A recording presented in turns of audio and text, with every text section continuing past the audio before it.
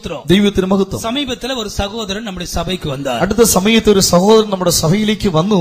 അവർ നമ്മുടെ ഒരു വിശ്വാസിയുടെ വീട്ടുക്ക് വാടക വந்தார். അവർ നമ്മുടെ വിശ്വാസിയുടെ വീട്ടിലേക്ക് വന്നു. അവർ നമ്മുടെ സഭയ്ക്ക്, നമ്മുടെ വിശ്വാസി അവർ നമ്മുടെ സഭയ്ക്ക് കൊണ്ടുവந்தார். അവർ നമ്മുടെ വിശ്വാസിയാണ്. അവർ ഈ പുതിയതായിട്ട് വന്ന ആളെ സഭയിലേക്ക് കൊണ്ടുവന്നു. இந்த சகோதரன் எப்பொழுது தலையில கை வச்சு ஜெபிச்சாலும் ഒരു പിശാച് ആവി ഇളകി പൊത്തിന് കീഴെ വീഴുവാർ.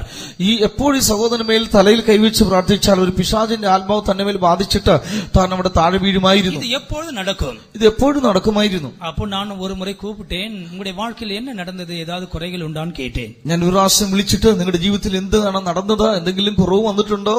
അവർ சொன்னார், என் மனைவியை நான் கொண்டு போட்டேன்னு சொன்னார். താൻ പറഞ്ഞു, എന്റെ ഭാര്യയെ ഞാൻ കൊന്നു. இதுதான் இப்ப எனக்கு இருக்கிற பெரிய வேதனை. ഇതാവുന്നു എന്റെ ജീവിതത്തിലെ ഏറ്റവും വലിയ വേദന. ஆண்டவரை அறியாததுக்கு முன்னே நடந்ததுதான். ദൈവത്തെ അറിയുന്നതിന് മുൻപേ സംഭവിച്ചതാണ്. ஆனா இப்போ வாழ்க்கையில நிம்மதி இல்ல. എന്നാൽ ഇപ്പോൾ ജീവിതത്തിൽ സ്വസ്ഥതയില്ല. கர்த்தருக்கு ஸ்தோத்திரம். ദൈവത്തിന് മഹത്വം. இதுதான் வேதம் ஒடுங்கின ஆவி என்று சொல்லுகிறது. ഇതാകുന്നു തിരുവചനം വിഷണ്ണ മനസ്സെന്ന് പറയുന്നത്. கர்த்தருக்கு ஸ்தோத்திரம். ദൈവത്തിന് മഹത്വം. இப்படி சில பாவங்கள் சில வாழ்க்கையில் வந்த பிற்பாடு, ഇങ്ങനെ ചില പാപങ്ങൾ ജീവിതത്തിൽ വന്നതിന് ശേഷം അത് வெளியே சொல்ல மாட்டார்கள். അത് പുറത്തു പറയില്ല. തങ്ങൾക്കുള്ളവേ നടന്നിരിക്കും. അവരുടെ ജീവിതത്തിൽ നേരത്തെ നടന്നു തന്നെ. ആனா என்ன നടക്കും? എന്നാൽ എന്താണ് സംഭവിക്കുന്നത്? ആവി വിടുതലയാ ഇരിക്കാൻ, ആത്മാവിന് വിടുതൽ ലഭിക്കുന്നില്ല. இன்னொரு வாலிபன் என்னை பார்க்க வந்தான். യവനക്കാരൻ എന്നെ കാണുവാനായി വന്നു. நான் அவனை விசாரித்த பொழுது அவன் ஒரு காரியத்தை சொன்னான். ഞാൻ അവനെ കുറിച്ച് അന്വേഷിച്ചപ്പോൾ അവരൊരു കാര്യം പറഞ്ഞു. അവന്റെ തകപ്പനാർ ഒരു அரசியல்வாதி. തന്റെ പിതാവ് ഒരു രാഷ്ട്രീയക്കാരനായിരുന്നു. ഒരു സ്ത്രീയെ വിവാഹം பண்ணினான். അവർ ഒരു സ്ത്രീയെ വിവാഹം ചെയ്തു. അവൾ ഗുണശാലിயான സ്ത്രീ, ஆனால் കറുപ്പാണവൾ. അവർ നല്ല ഗുണമുള്ളതായ നല്ല സ്വഭാവമുള്ളതാണ്, പക്ഷേ കറുത്തതാണ്. அப்போ அவருடைய ஃப்ரெண்ட்ஸ் எல்லாம் என்ன சொன்னார்கள்? അപ്പോൾ അവരുടെ കൂട്ടുകാരൊക്കെ എന്ത് പറഞ്ഞു? നീ நல்லா இருக்க, അവ நல்லா இல்லையே. നിന്നെ കാണാൻ കൊള്ളാമല്ലോ, അവരെ കാണാൻ കൊള്ളത്തില്ലല്ലോ. അവളെ കൊണ്ടുപോട്ടെ, അവരെ കൊല്ലുക. ഉങ്ക അപ്പ அரசியல்வாதிയെ മാനേജ് பண்ணிக்குவார். നിന്റെ പിതാവ് രാഷ്ട്രീയക്കാരനാണ്, കാര്യങ്ങളെല്ലാം പരിഹരിക്കും. വേറെ കല്യാണം பண்ணிക്കൊള്ളല, നിനക്ക് വേറെ കല്യാണം കഴിക്കാം. அந்த எண்ணம் அவனுக்குள்ளே வந்தது. അങ്ങനെ ഒരു ചിന്ത അവന്റെ മനസ്സിൽ വന്നു. സന്ദർഭം பார்த்துக்கொண்டே இருந்தான். അവസരം നോക്കിക്കൊണ്ടിരുന്നു. അവളോ നല്ല സ്ത്രീ, അവൾ നല്ല സ്വഭാവമുള്ളായിരുന്നു. ഒരു നാൾ കിണറ്റിലെ തുണി തുവയ്ത്തു കൊണ്ടിരുന്നാൽ, ഒരു ദിവസവും കിണറ്റിനടുക്കൽ തുണി നനച്ചുകൊണ്ടിരുന്നു. ഇറങ്ങിനാൻ, ഇവൻ അങ്ങോട്ട് ഇറങ്ങി അവളെ പിടിത്ത് ഉയരോട് തണ്ണീരിലെ മുഴുകിനാൻ. അവരെ പിടിച്ച് ജീവനോടെ വെള്ളത്തിൽ മുക്കി. அந்த உயிர் போகிற கடைசி நேரம் அந்த முகம் மாத்திரம் ரெக்கார்ட் ஆயிடுச்சு மைண்ட்ல.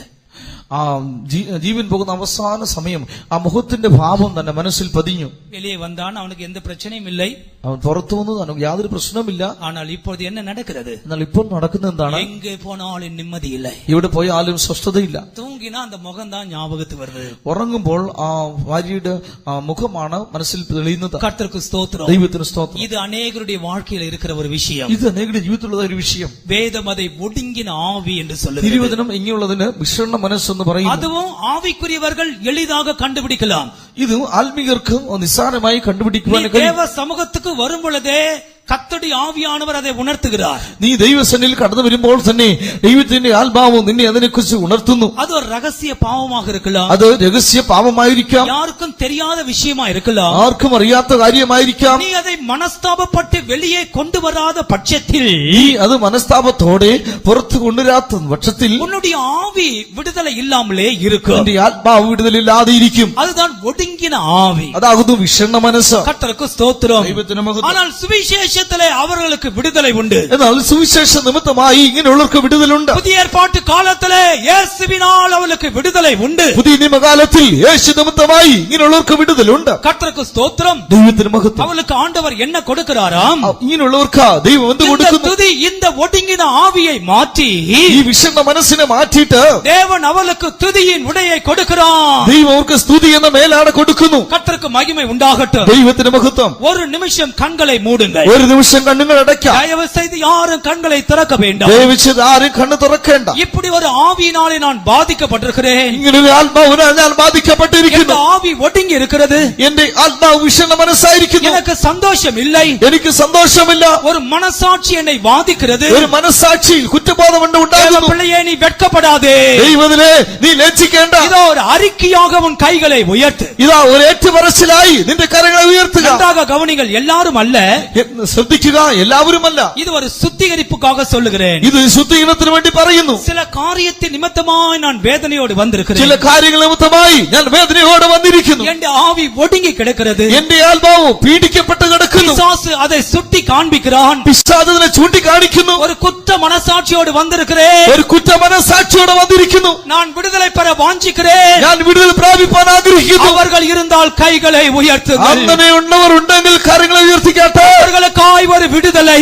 അവർക്ക് വേണ്ടി ഒരു വിടുതൽ. உன்னுடைய கைகளை ஆண்டவர் பார்க்கிறார். നിന്റെ കരം കർത്താവ് കാണുന്നു. இதோ கண்ணீரோடு கைகளை உயர்த்துவாயாக. ഇതാ കണ്ണുനീരോടെ നീ കരം ഉയർത്തുക. அநேகர் கைகளை உயர்த்துகிறார்கள். പലർ കരങ്ങളെ ഉയർത്തുന്നു. கர்த்தர் அவர்களை மன்னிப்பாராக. ദൈവം അവരോട് ക്ഷമിക്കട്ടെ. இந்த ஒடுங்கின ஆவி மாறட்டும். ഈ പീഡിപ്പിക്കപ്പെട്ടതായ മനസ്സ് മാറട്ടെ. பிள்ளையே, நீ என்ன செய்ய வேண்டும்? പൈതലേ, നീ എന്ത് ചെയ്യണം? இதோ கைகளை ഉയർത്തും பொழுது ഇതാ നീ കൈ ഉയർത്തുമ്പോൾ ஆண்டவர் துதியின் உடையை கொடுக்கிறார். ദൈവ സ്തുതി എന്ന മേലാണ് നിനക്ക് തരുന്നു. நீ துதிக்க ஆரம்பிப்பாயாக. നീ സ്തുതിക്കുവാൻ തുടങ്ങുക. கர்த்தரை ஸ்தோத்திரம் பண்ணு. ദൈവത്തെ സ്തുതിച്ച് സ്തോത്രത്തിൽ ஆண்டவரை மகிமை செலுத்து. ദൈവത്തിന് മഹത്വം കൊടുക്കുക. இதோ ஒடுங்கின ஆவி மாறட்டும். ഇതാ വിശുദ്ധ മനസ്സ് മാറട്ടെ. ஹalleluya, ஹalleluya, ஹalleluya, ஹalleluya. தேவ பிள்ளையே, ദൈവ പൈതലേ, கடந்த ஒரு மாதத்தில் நடந்த சம்பவத்தை சொல்லுகிறேன். കഴിഞ്ഞ ഒരു മാസം നടന്ന ഒരു സംഭവത്തെ പറയട്ടെ. 2 பேர் வித்தியாசமான சந்தர்ப்பத்தில் பார்க்க வந்தார்கள். രണ്ടുപേർ വ്യത്യസ്തമായ സമയങ്ങളിൽ കാണുവാനായി വന്നു. ஒரு ஆள் சொன்னார்கள், நான் தற்கொலை பண்ணி சாக போகிறேன். ഒരാൾ പറഞ്ഞു, ഞാൻ ആത്മഹത്യ ചെയ്ത് ഞാൻ മരിക്കുവാൻ പോവുകയാണ്. உன் வாழ்க்கையில் என்ன நடந்தது? ஏன் அப்படி செய்ய போகிறாய்? നിന്റെ ജീവിതത്തിൽ എന്താണ് സംഭവിച്ചത്? നീ എന്തിനായിട്ടാണ് അങ്ങനെ ചെയ്യുന്നത്? இல்ல, என் வாழ்க்கையில நடக்க கூடாது நடந்துருச்சு. അല്ല, എന്റെ ജീവിതത്തിൽ നടക്കരുതാത്തതായ കാര്യം നടന്നു. புருஷனுக்கு விரோதமான ஒரு பாவத்துக்கு உள்ளானால், ഭർത്താവിന് വിരോധമായ ഒരു പാപത്തിൽ അകപ്പെട്ടു പോയി.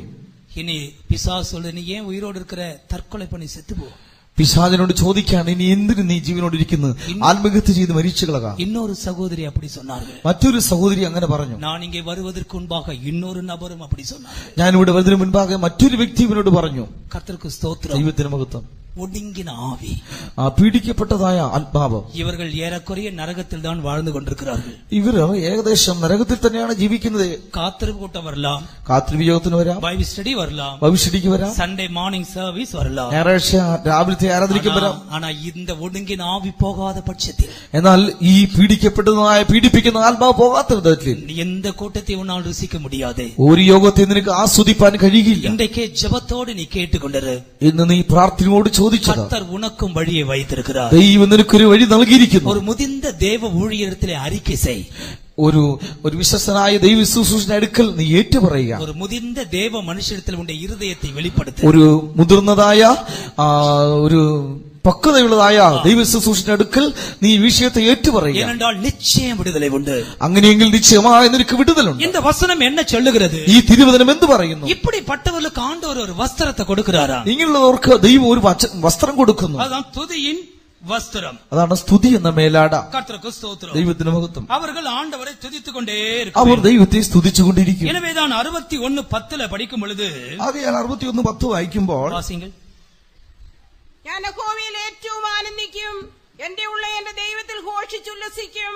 മണവാളൻ തലപ്പാവ് അണിയുന്നത് പോലെയും മണവാട്ടി ആഭരണങ്ങളാൽ തന്നെത്താൻ അലങ്കരിക്കുന്നത് പോലെയും അവൻ എന്നെ രക്ഷാവസ്ത്രം ധരിപ്പിച്ച് നീതി എന്ന അങ്കിയിടുവിച്ചിരിക്കുന്നു. கர்த்தருக்குள் பூரிப்பாய் மகிழ்கிறேன், என் தேவனுக்குள் ஆத்துமா களி கூர்ந்திருக்கிறது. மணவாளன் ஆபரணங்களினால் தன்னை அலங்கரித்துக் கொள்ளுகிறதற்கும் மணவாட்டி நகைகளினால் தன்னை சிங்காரித்துக் கொள்ளுகிறதற்கும் ஒப்பாக அவர் ரட்சிப்பின் வஸ்திரங்களை எனக்கு உடுத்தி நீதியின் சால்வை எனக்கு தரித்தார். இதுதான் நாம் சந்தோஷமா இருக்க வேண்டிய விஷயம். ഇതാവുത് നാം സന്തോഷിക്കേണ്ടതായ വിഷയം. கர்த்தருக்குள் பூரிப்பாய் மகிழ்கிறேன், ദൈവത്തിൽ സന്തോഷിച്ച് ആനന്ദിക്കുന്നു. என் தேவனுக்குள் என் ஆத்துமா களி கூறுகிறது. എന്റെ ദൈവത്തിൽ എന്റെ ആത്മാവ് ഘോഷിക്കുന്നു. கைகளை உயர்த்தின தேவ பிள்ளையே, കരങ്ങളെ ഉയർത്തിയ ദൈവമക്കളെ, உனக்காக ஆண்டவர் இதை சொல்லுகிறார். നിനക്ക് വേണ്ടി കർത്താവ് ഇത് പറയുന്നു. சாத்தானுக்கு இடம் கொடாதே. സാത്താൻ ഇടം കൊടുക്കരുത്. உன்னுடைய நாட்கள் நெருங்கி வந்து നിന്റെ கொண்டிருக்கிறது. കാലം അടുത്ത് വന്നിരിക്കുന്നു. கர்த்தர் உனக்குள்ளே கிரியை செய்ய போகிறார். ദൈവം നിന്നിൽ പ്രവർത്തിക്കുവാൻ പോകുന്നു. அவருடைய ரத்தம் ரத்தம் உன்னை கழுகும். അവന്റെ രക്തം നിന്നെ കഴുകും. அவர் உன்னை மன்னிக்க ஆயத்தமா இருக்கிறார். അവൻ നിന്നോട് ക്ഷമിക്കുവാൻ ഒരുക്കമായിരിക്കുന്നു. சீக்கிரத்தில் இந்த துதியின் அனுபவத்தை நீ பெற்றுக்கொள்வாய். വേഗത്തിൽ ഈ സ്തുതി എന്ന് മേലാണ് നീ പ്രാപിച്ചുകൊള്ളുക. சாத்தாண்டி ஆளுகை உன்னை விட்டு மாற்றப்படும். സാത്താന്റെ ഭരണം നിന്നെ വിട്ട് നീങ്ങിപ്പോകും. உன்னை குற்றம் சாட்டின சாத்தான் தோல்வி அடைவான். നിന്നെ കുറ്റപ്പെടുത്തുന്നതായ സാത്താൻ തോറ്റുപോകും. இயேசு கிறிஸ்துவின் நாமத்தில் நீயும் புதிய மனுஷனாய் மாறுவாய். യേശുവിന്റെ നാമത്തിൽ നീയും പുതിയ മനുഷ്യനായി തീരും. கர்த்தருக்கு ஸ்தோத்திரம். ദൈവത്തിന് മഹത്വം.